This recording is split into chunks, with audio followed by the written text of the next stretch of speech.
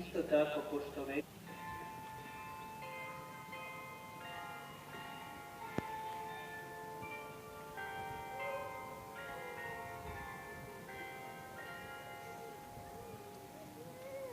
tajna vjere.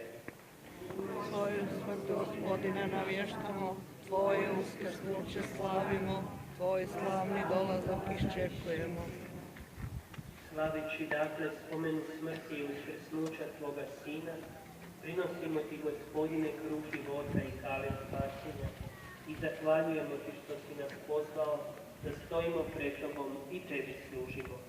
Smjerno Te molimo da nas, pričesnike tijela i krvi Hristove, Duh Sveti sabere u jedno. Spomenite, Gospodine, crkve svoje širom svijeta, usavrši je u ljubavi, zajedno s Pavnom Franjom, nadbiškupom Josipom i sveokupnim svećenstvom.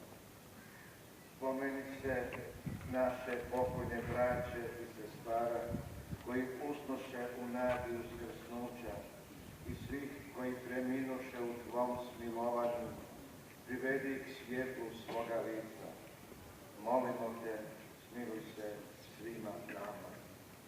Da zavjedimo biti sudionici vječnoga života, s blaženom Bogorodicom, Djevicom Marijom, s blaženim Josipom, njezinim zaručnikom, s blaženim apostolima i sa svima svetima koji su živjeli u Tvojoj ljubavi, da Te hvalimo i slavimo